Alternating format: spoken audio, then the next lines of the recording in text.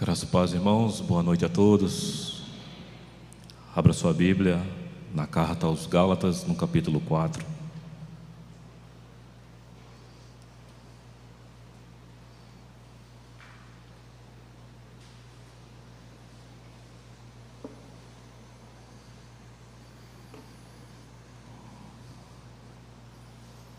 Carta aos Gálatas, no capítulo 4. Os versículos do versículo 1 até o versículo 7. Digo, pois, que durante o tempo em que o herdeiro é menor, em nada difere de escravo, posto que ele é senhor de tudo, mas está sob tutores e curadores até o tempo predeterminado pelo Pai. Assim também nós, quando éramos menores, estávamos servilmente sujeitos aos rudimentos do mundo. Vindo, porém, a plenitude do tempo, Deus enviou seu Filho, nascido de mulher, nascido sob a lei, para resgatar os que estavam sob a lei, a fim de que recebêssemos a adoção de filhos. E, porque vós sois filhos, enviou Deus ao nosso coração o Espírito do seu Filho, que clama, Abba, Pai. De sorte que já não és escravo, porém filho. E sendo filho, também herdeiro por Deus. Oremos. Senhor, eis aqui o texto sagrado, a Tua palavra, que é viva e eficaz. E eis a Tua igreja, e nós carecemos ouvir-Te, do Espírito da verdade, que nos guiará a toda a verdade. É o que eu te peço nessa hora, em nome de Jesus. A vida cristã é uma vida muito complexa. O caminhar cristão, ele é desafiador, principalmente com o passar do tempo. É comum, durante o percurso da nossa vida, percebermos situações, e eu, quando falo sobre a vida cristã, eu me falo da nossa experiência como cristãos, e dentro dessa experiência nós podemos perder de vista a consciência e a realidade de quem nós somos. Dentro da vida da igreja, se fala de muitas coisas. Se fala sobre o chamado, se fala sobre o ID, se fala sobre missões, preparações de missionários, pastores, de presbíteros, de diáconos, os ministérios de louvores. Tem-se praticamente de tudo dentro da igreja. E dentre essas coisas que eu listei, poderia listar muito mais. Aí vem os conflitos, as guerras, as brigas, de quem é mais, de quem é menos. E aí vem os oportunistas, os falsos mestres, os coaches, que dizem para nós que nós temos propósitos, que nós temos que valorizar a nossa identidade, porque Deus nos chamou para algo grande. Que Deus tem grandes coisas para fazer através de nós,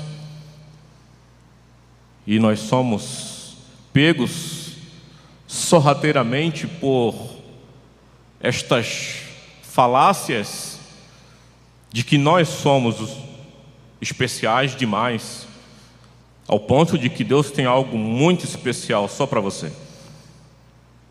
Essa é a teologia que está aí na internet, camuflada de uma afirmação bíblica, misturada, sorrateira. E Paulo tem preocupações com esta igreja, da qual nós lemos, aos Gálatas.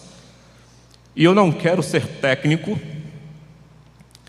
eu tenho tentado fazer um esforço de tentar reproduzir em pregação como Deus falou comigo e como foi construído esta mensagem. Porque se eu conseguir em pregação reproduzir o que Deus e como Deus falou comigo, eu serei fiel à voz do Senhor. Então, os Gálatas, dentro do seu contexto, é um contexto de lei e graça, onde no primeiro capítulo nós vamos ler que havia ali judaizantes fazendo ensinos para os Gálatas para voltarem aos rudimentos da lei, como circuncisão, como guardar o sábado, como as questões morais da lei, as questões dos sacrifícios, querendo fazer a validação desta lei para fazer o apoio da fé. E Paulo diz, olha, ele começa dizendo no capítulo 1, ele faz uma pergunta que eu achei muito interessante, antes de nós adentrarmos ao nosso texto. No capítulo 3, ó Gálatas insensatos, quem vos fascinou vós outros, ante cujos olhos Cristo foi exposto como um crucificado? Olha a palavra que o apóstolo Paulo começa no capítulo 3, verso 1. Quem vos fascinou? Existe um fascínio que a igreja, que nós podemos cair, que nós podemos mergulhar neste fascínio de ensinos. E Paulo diz, quem vos fascinou? Antes Cristo foi exposto e crucificado e vocês estão fascinados. E Paulo vai dizer, olha, vocês começaram no espírito e agora vocês estão terminando na carne. E este é mais um embate que o apóstolo vai debater nos seus 6 capítulos. Mas não é sobre isso que eu quero falar. Eu consegui, pela graça de Deus, porque o tema da minha mensagem é nós somos filhos de Deus. E na saudação nós começamos a perceber que nós precisamos ter apenas uma compreensão, ou melhor, nós precisamos ter a compreensão correta de quem nós somos. Porque somente compreendendo em Cristo o que Deus fez na sua vida e na minha vida, vai poder nos guiar, vai poder nos fazer viver uma vida cristã de uma forma muito mais leve, plena e poderosa no Espírito Santo. Quando nós temos a compreensão daquilo que Deus fez em Cristo Jesus pelo seu Espírito em nós. Porque muitas vezes nós podemos achar ou que nós somos muito especiais e Deus tem um projeto muito especial para nós, ou que Deus tem um grande chamado e vamos caminhar com Deus por periféricos, por coisas que não vão ser sólidas. E já na saudação, Eu convido você a abrir no capítulo 1.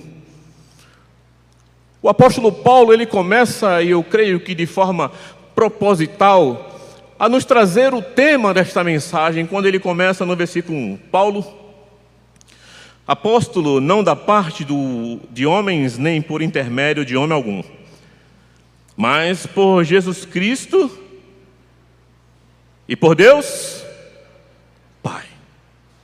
Eu queria que você guardasse essa palavra Pai. Nós vamos meditar nessa palavra Pai. Então ela aparece pela primeira vez. Paulo está dizendo que ele é apóstolo, que ele foi chamado. Sim, ele está falando do seu chamado ministerial. Mas esse chamado veio por quem? Por Deus, Pai. E essa primeira menção, ela é importante porque Paulo começa a colocar e trazer na mente dessa igreja a paternidade de Deus. E aí quando nós vamos no versículo 3, ele diz: graça a vós outros e paz da parte do nosso Pai e do Senhor Jesus Cristo. Ele cita Pai pela segunda vez, e isso de forma proposital. Ele diz que é chamado por Deus Pai, e ele agora sauda a igreja, a sua saudação, saúda a igreja e a sua saudação. Ele diz graça e paz da parte do Pai. E no versículo 4, o qual se entregou a si mesmo pelos nossos pecados, para nos desarraigar deste mundo perverso, segundo a vontade do nosso Deus e Pai. Ora, dentro de um princípio hermenêutico teológico, quando uma palavra ela se repete, ela precisa ser valorizada, estudada e contextualizada. Isso é um princípio hermenêutico, você não precisa tentar entender isso. Então, Paulo, ele começa a dizer: olha, eu sou apóstolo pelo Pai. Eu estou saudando vocês em nome do Pai. E o Pai ressuscitou Jesus Cristo. Isso tem valor para nós.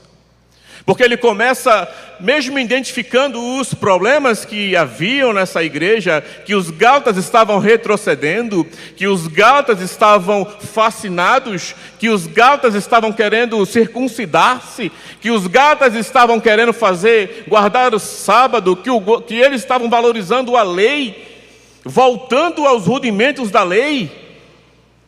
Ele diz: olha, o Pai me chamou, o Pai vos saúda e o Pai ressuscitou Jesus. E nós precisamos ter uma clareza sobre esta paternidade. Volte comigo no capítulo 4.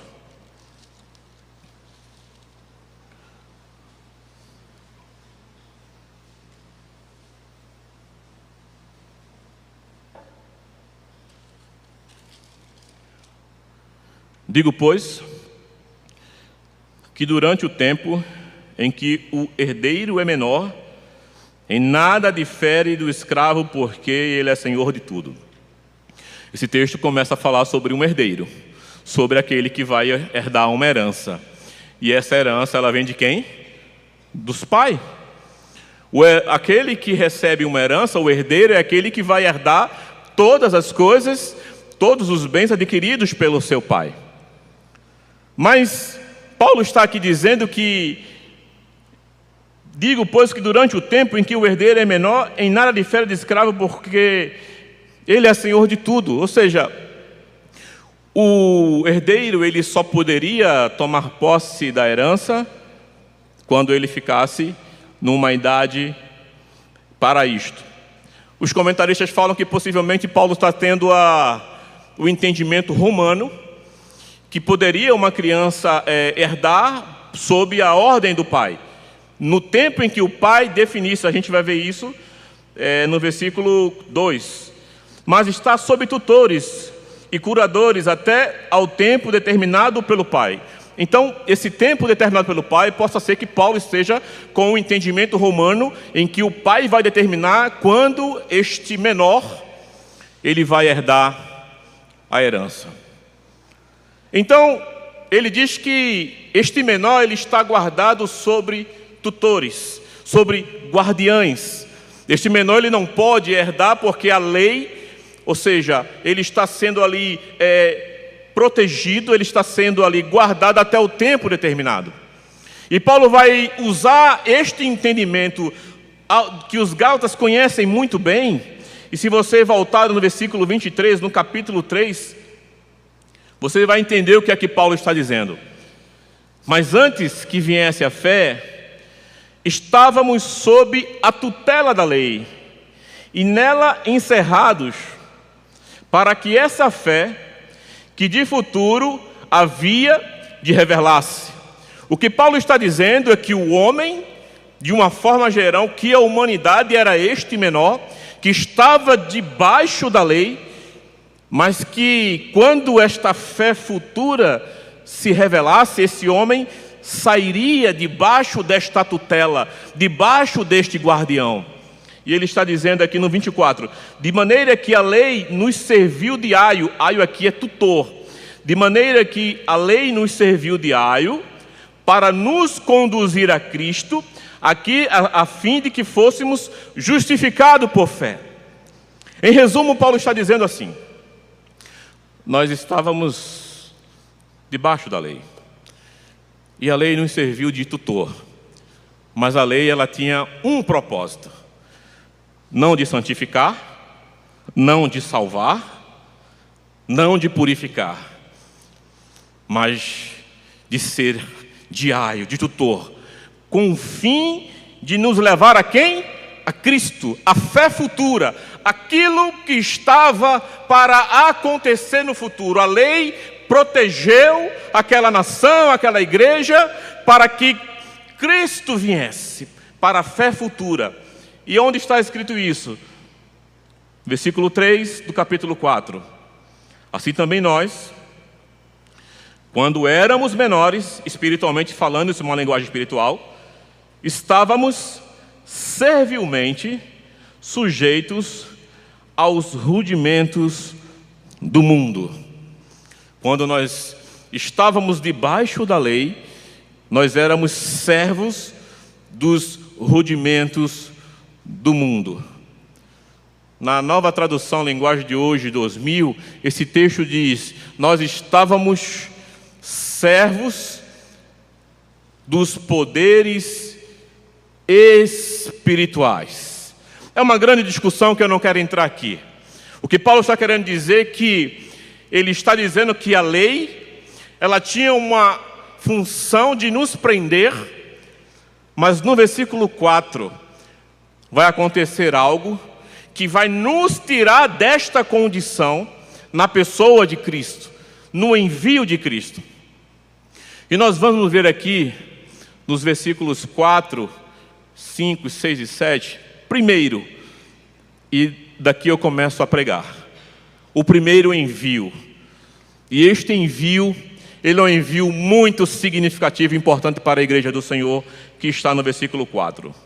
Vindo, porém, a plenitude do tempo, Deus enviou o seu Filho, nascido de mulher, nascido sob a lei.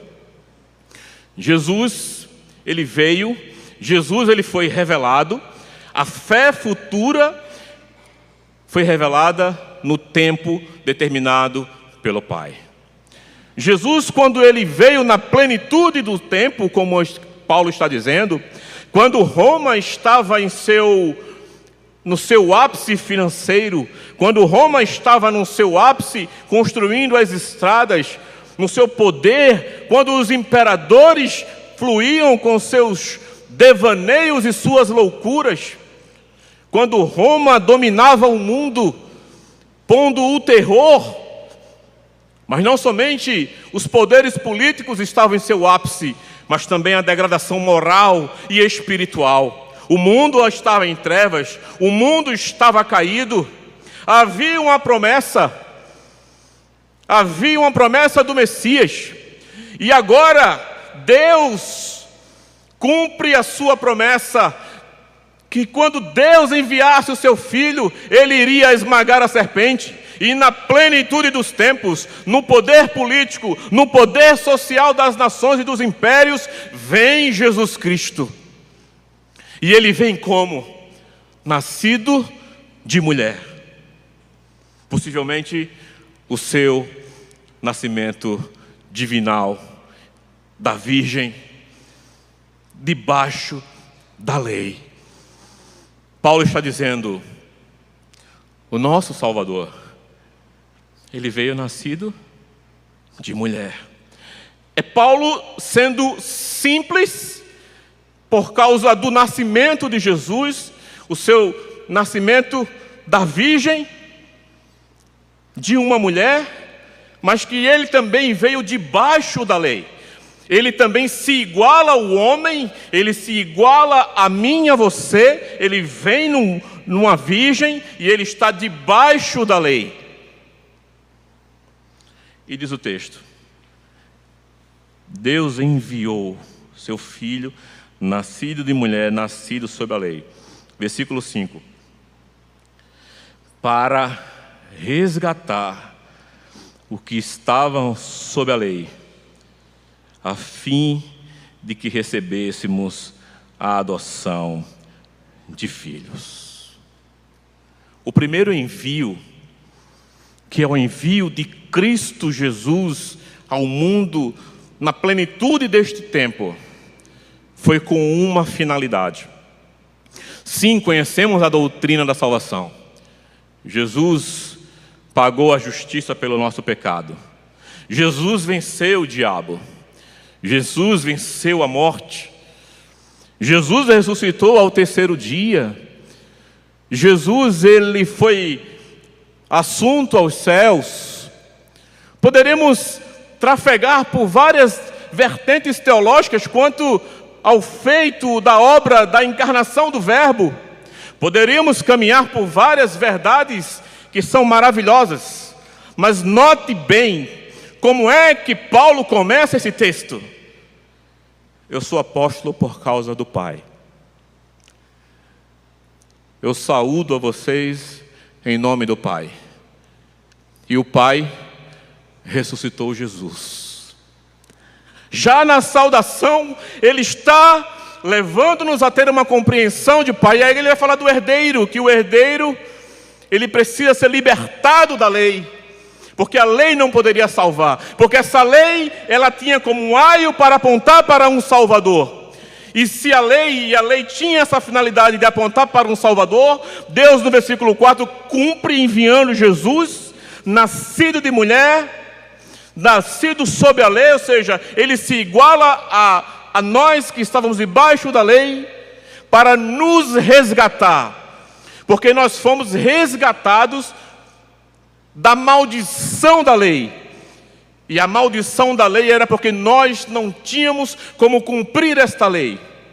Mas um feito muito clássico, solene, que eu gostaria muito que você guardasse no seu coração, pelo poder do Espírito Santo, é que ele nos resgatou,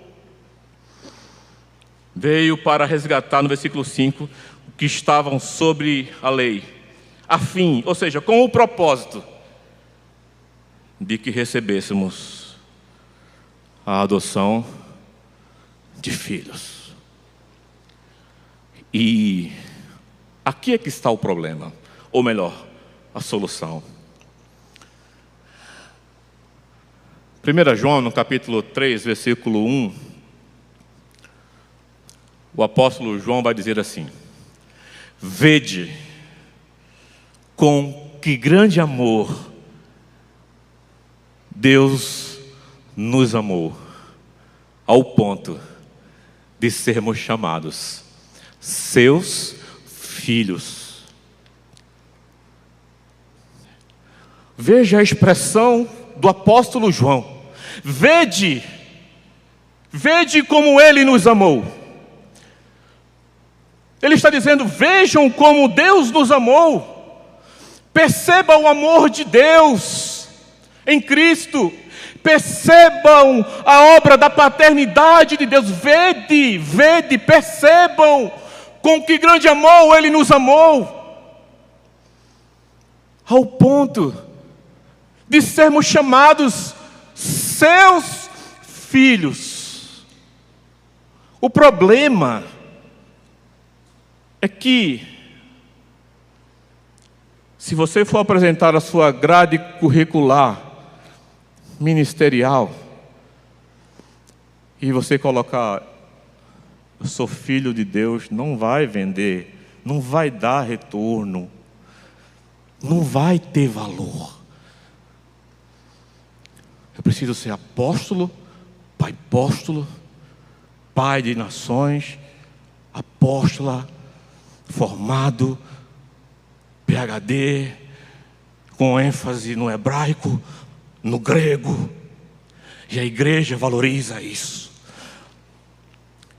Eu, na minha vida toda, que trafego entre pastores e líderes, quantas carteiradas já não levei, de pastor, de bispo, de diácono, de auxiliar, de levita, de gravador de CD, de músico. Eu sou pastor, eu sou apóstolo, eu abri a igreja, eu comecei esse trabalho, eu fiz isso. Mas João está dizendo: vede.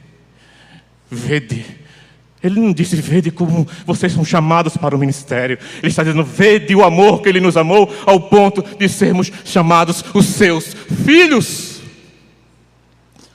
A simplicidade do nascimento da virgem é o que deve gritar no nosso coração. Ele nasceu de mulher, Ele veio sobre a lei para nos resgatar. Para o quê? Para a adoção de filhos. E de adoção eu compreendo. Para quem não sabe, eu sou pai de 2 filhos, nós somos pais adotivos. E quando nós entramos num processo judicial, é muito parecido com esse processo. A juíza, ou o juiz, no nosso caso a juíza, ela emite um alvará, é a sentença. Quando nós ganhamos o direito dos nossos filhos, ela emite um alvará, dando-nos poder de irmos ao cartório, porque o registro dos nossos filhos tinham os nomes dos seus genitores. E a juíza, por ser uma autoridade, ela emite um alvará, uma sentença escrita, assinada por ela, por uma autoridade máxima. E você vai num cartório onde a criança nasceu, e você apresenta aquele documento com um registro ainda dos genitores, e aquele documento, ele é levado lá para dentro, e quando ele volta, aquele documento ele é anulado, e aqueles pais que eram genitores perdem o poder irrevogavelmente. E aí foi colocado o meu nome e o nome da minha esposa, e agora esses filhos, que não eram os nossos filhos, passam a ter direito à herança cabalmente, porque agora, por uma autoridade judicial, eles passam a ser os nossos filhos com todos os direitos legais que eu e minha esposa poderíamos e possamos dar para ele.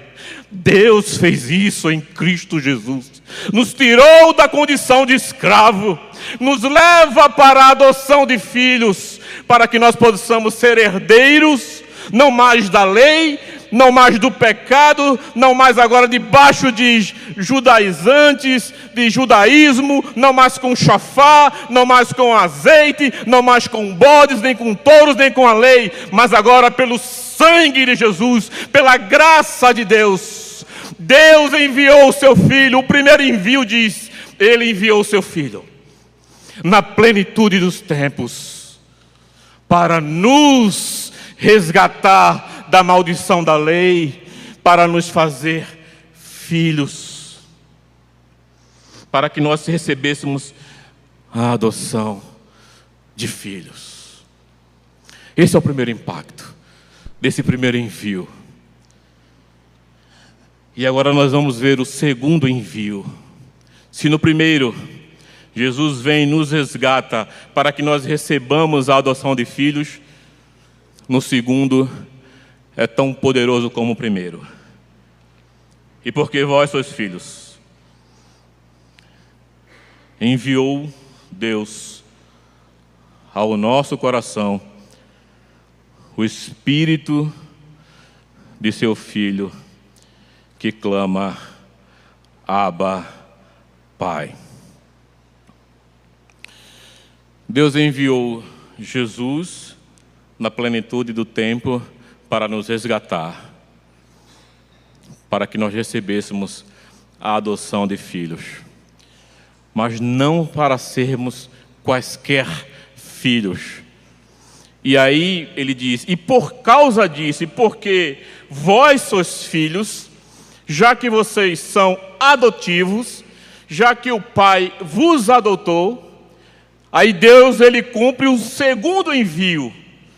Enviou Deus, olha aí, enviou Deus ao nosso coração o Espírito do seu Filho. Primeiro ele faz o primeiro envio, que é Cristo. E indizivelmente ele agora envia nos nossos corações o Espírito de Cristo. João 1,12 vai dizer assim: pois todos, quanto o receberam, deu-lhes o poder de serem feitos filhos de Deus, não pela carne e nem pelo sangue, mas pela vontade de Deus. E o Verbo se fez carne e habitou entre nós, cheio de graça e de verdade, e vimos a sua glória, a glória como a do unigênito do Pai. João 12, 13 e 14. Então, todos, quanto receberam Jesus, Deus deu-lhes o poder de serem feitos filhos de Deus. E que poder é este?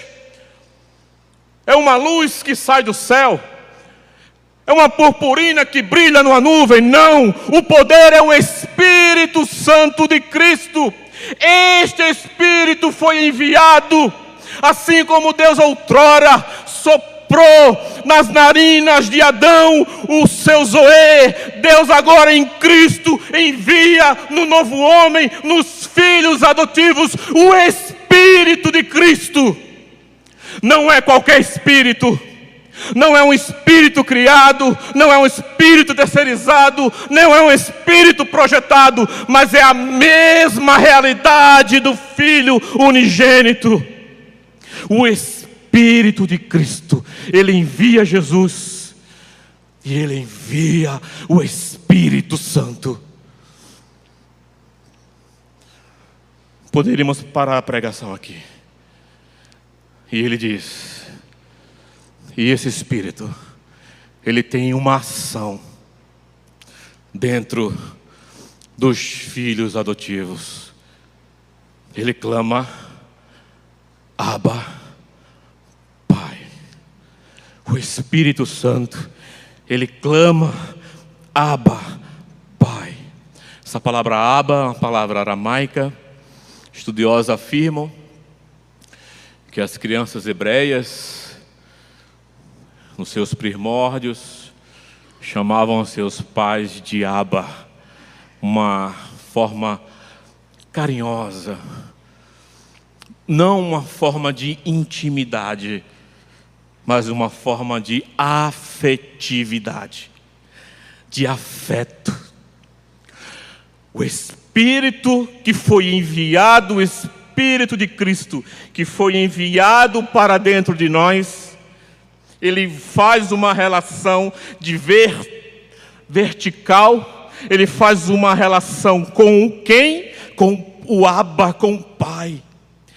Então, se nós somos filhos, e porque vocês são filhos, e se vocês foram resgatados da maldição da lei, e ele vos fez adotivos, a primeira coisa que acontece é o envio do Espírito Santo.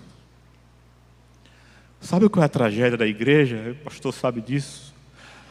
É que pegam o Santíssimo Espírito, só se relaciona com o Espírito Santo para subir em pau de sebo, pastor metralhadora, ficar alucinado, perder juízo. Que isso? Isso é uma blasfêmia. Isso é um ultraje. E tem gente que tem medo de dizer, não vou falar nada, não vai falar nada, porque o Espírito, o poder do Espírito Santo é de ser filho.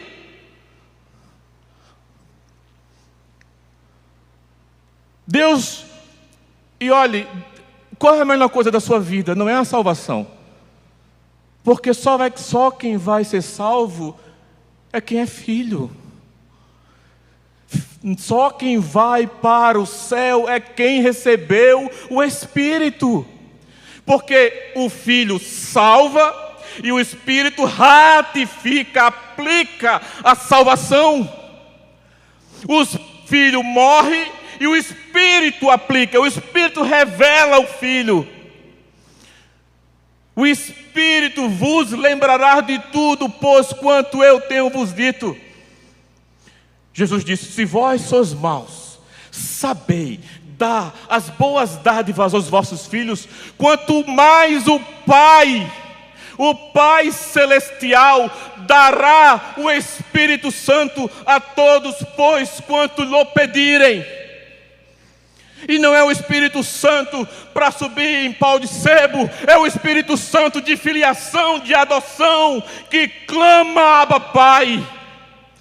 E durante a nossa peregrinação nesta terra, pode vir e virão doenças, pode vir catástrofes e virão, mas uma coisa é certa, no meio dos nossos maiores sofrimentos, a evidência do clamor do Espírito será pelo Abba, pelo Pai. Podemos estar nos leitos das mortes que virão sobre nós, mas o nosso espírito estará avivado por Abba. Nós não queremos outra coisa a não ser Abba. Eu quero o Paizinho. Eu quero o Pai. Porque Jesus disse, a minha comida e a minha bebida é fazer a vontade do meu Pai. É por isso que ele começa falando do Pai. E ele diz, versículo 7, de sorte que já não és escravo, porém filho, e sendo filho, também herdeiros por Deus. Ele diz, olha, pelo fato de vocês terem o Espírito, vocês são filhos. Vocês não são mais escravos. Vocês não estão mais sujeitos à lei moral, cerimonial. Vocês não precisam fazer mais nada. De sorte que já não és escravo, porém filho. E sendo filho, também herdeiro por Deus. Eu não quero falar da herança. Poderia falar da salvação, poderia falar da igreja. São coisas tão boas que o Senhor nos deu, do cônjuge. Eu poderia caminhar por várias dentro da questão da herança. Mas de forma proposital eu não quero avançar, porque dentro desta filiação nós recebemos o Espírito de Cristo. Nós fomos feitos filhos adotivos e agora nós somos herdeiros por Deus. Nos falta alguma coisa? O que é que nos falta? No sentido de termos uma satisfação de gratidão de uma vida cristã curada nas nossas emoções, de uma vida plena, quando nós temos a consciência da paternidade de Deus. Talvez o problema seja a referência paternal que você e eu temos. Deus não é o pai que você acha que Ele é. Não. Deus não vai agredir você, não vai violentar você. Nós temos dificuldade por causa dos exemplos traumáticos, levianos que tivemos. Mas uma coisa é que Efésios, Paulo vai dizer que o fato do Espírito habitar dentro de nós é a garantia desta propriedade, é validando esta obra salvífica. E que nós possamos, dentro desta herança, nos contentarmos somente com o Senhor. Porém, Paulo tinha uma preocupação. Por isso que eu não quero falar da herança, que está no versículo 19 do capítulo 4.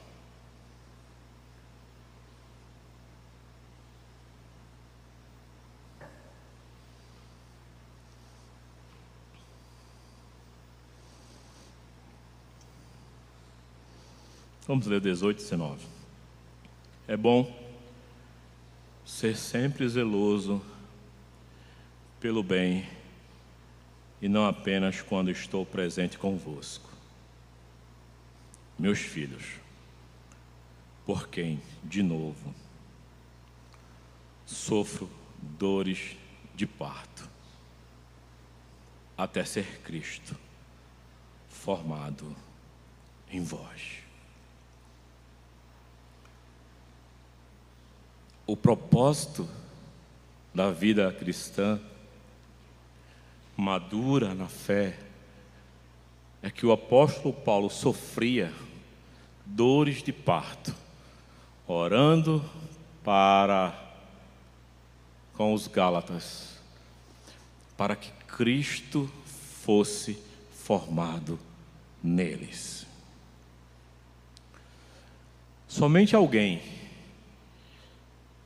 que se assentou na faculdade da escola de Cristo, porque no capítulo 2, versículo 20 e 21, Paulo vai dizer assim: vivo, não mais eu, mas Cristo vive em mim, e a vida que eu vivo na carne, vivo pela fé no Filho de Deus.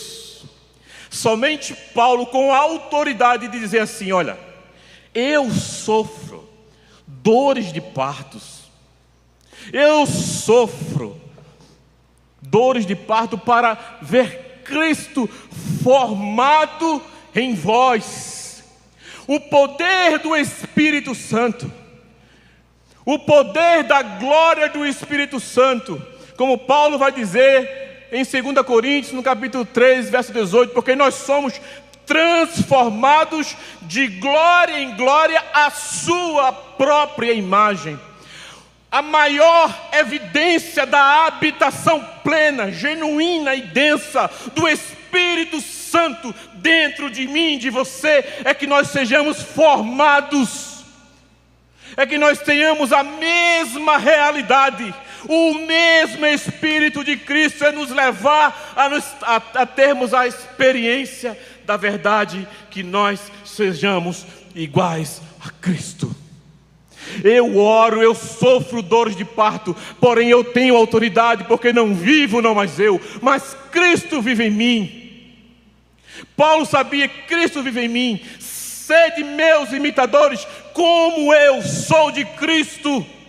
Paulo dizia: eu sou como Ele é, porém oro para que vocês sejam como Ele é. E não é fácil. Só aqui para a gente. Não é fácil.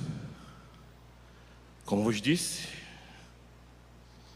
é mais fácil ter o nosso nome escrito de material de neon lá no Pina, piscando de Natal. Isso enche o nosso ego. É por isso que agora a gente pode entender a exclamação de João: vede, vede, vede o amor de Deus por vocês, de vocês serem chamados filhos de Deus. E aqui eu descubro uma coisa, que mais do que salvação, mais do que serviço, e tudo é muito importante, é eu e você nos achegarmos da realidade do Espírito Santo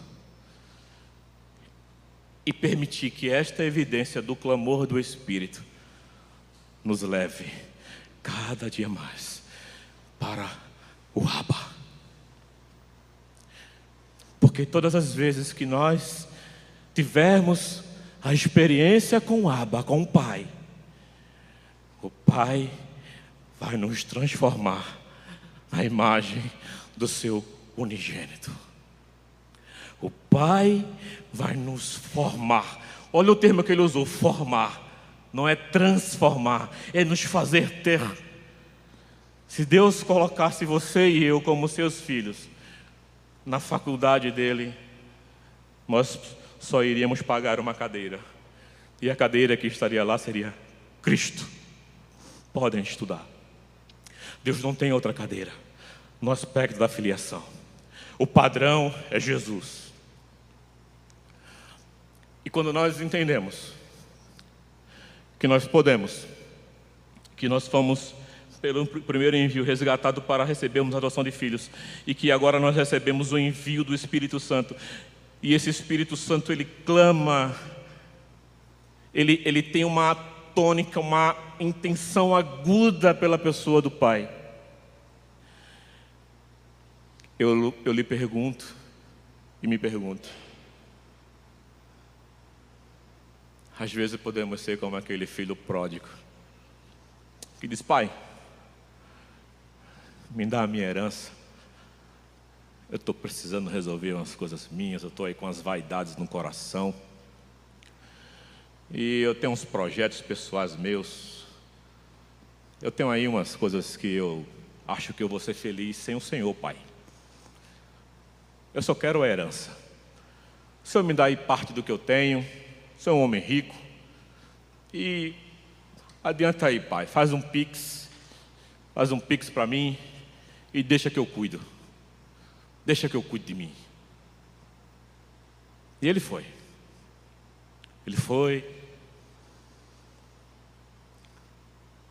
Ele perdeu tudo. Ele ficou no negativo. Ele foi trabalhar para os outros. Ele disse: eu preciso voltar para o Abba, porque aqui não está dando. E o que constrange é isso, porque diz o texto que o Abba, o Pai, o avista de longe. Já estava avistando, o pai tinha uma expectativa. O pai estava na expectativa do filho. O pai estava ali, avistando de longe, e disse: é meu filho? É meu filho? E quando ele chega, olha, ô filho, eu tenho uma festa já preparada, vamos fazer uma festa. Colocou o anel no seu dedo e já tinha um cordeiro cevado para celebrar a volta do filho. O cordeiro cevado que garantiu a adoção de filho e fez com que o Espírito dele viesse para nós, é Jesus, para validar a nossa filiação, fazer que, por mais que nós andemos por caminhos escusos e pecaminosos, o Pai está a nos chamar. Por mais que a gente faça escolhas descabidas e esdrúxulas, o Pai diz: volta, filho, volta. Nessa noite, uma mensagem tão simplória, tecnicamente, eu quero dizer para você: volte para o Pai, porque Ele enviou o Espírito ao seu coração.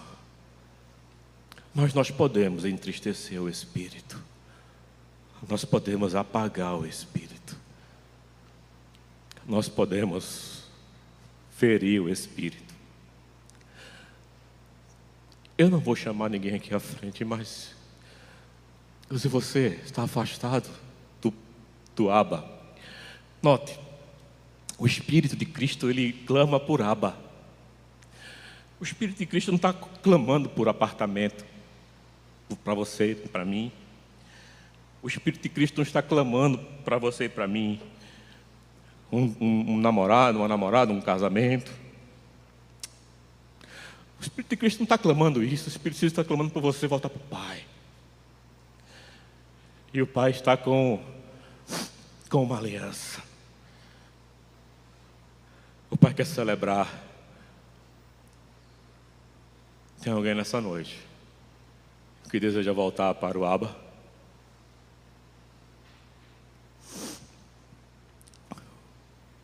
Não precisa você vir aqui à frente, eu não vou constrangê-lo. Eu só estou perguntando. E se você quer voltar para o Abba, saiba de uma coisa: eu e você só seremos salvos se Jesus nos resgatar, se o Espírito nos selar e se nós formos transformados à imagem de Jesus Cristo. Ninguém vai para o céu com a paternidade do Satanás e nem com a paternidade da realidade da carne, porque mais na frente ele vai falar sobre a luta do Espírito contra a carne, porque o Espírito milita contra a carne e a carne contra o Espírito. Eu não quero me avançar, eu não concluí a mensagem, porém eu encerro dizendo para você: último mês do ano, 2023 acabou praticamente. Talvez você tenha passado por tantos desafios, mas você pode ter um Natal maravilhoso, um final de ano muito regozijante. Não porque vai receber 13º ou porque vai comer um chester, é porque nós temos um Pai. E saiba que não é qualquer Pai, é o Pai. Tiago vai dizer assim: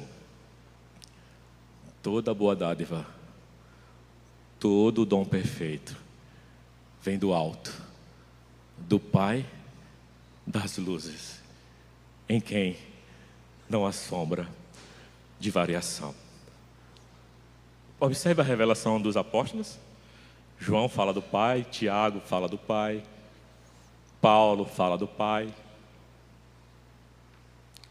E muitas vezes nos relacionamos na igreja por forma muito religiosa. Parece que estamos sob a lei. Dogmáticas. Fazer. Temos demandas? Temos. Mas uma coisa é certa: para e descansa na verdade e do indizível privilégio de você ter o Espírito Santo dentro de você.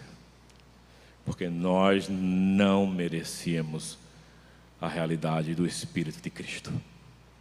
Nós não temos. Sabe por quê? Porque nós somos filhos de Deus, pela vontade de Deus. Vontade unilateral. Vontade dele. Por isso que João diz, veja como ele amou a gente. Por isso que o amor de Deus nos constrange. Ter Cristo morrido por nós quando nós éramos ainda pecadores. A vontade é do Pai. O Espírito é do Filho. E o Espírito, sabe o que ele faz? Ele revela Cristo. E ele revela o Pai. E eu encerro dizendo assim. Olha só a grandeza do Espírito Santo. Se por um lado, o Espírito clama dentro de nós, pelo Abba, em Romanos, vai dizer assim, e o Espírito nos assiste em nossas fraquezas, com gemidos inexprimíveis, junto ao Pai, porque nós não sabemos orar.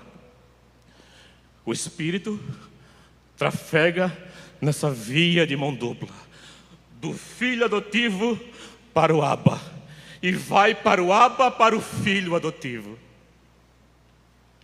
porque ele nos assiste na nossa fraqueza, e esse Espírito com gemidos inexprimíveis, e Tiago vai dizer assim, e o Espírito tem ciúmes de vocês, porque nós somos filhos comprados pelo sangue de Jesus. Se por um lado ele clama pelo Abba Pai, por outro lado o mesmo Espírito vai no Pai para interceder pelo Filho.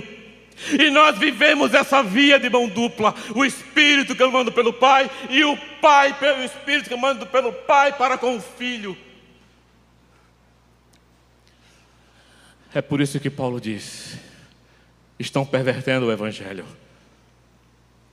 Se um anjo do céu descer e pregar outro evangelho que não seja, porque eu não recebi o evangelho de homem algum, seja anátema, tem que ser amaldiçoado. O que eu estou pregando nessa noite é evangelho. Isso não me coloca em posição melhor do que ninguém, porque Deus me deu essa mensagem. Sabe como, irmãos? 15 dias trancafiado dentro de um hotel, chorando. Eu li essa carta quase por 8 vezes e não conseguia passar. Porque Deus falando, eu sou seu Pai. Graça e paz.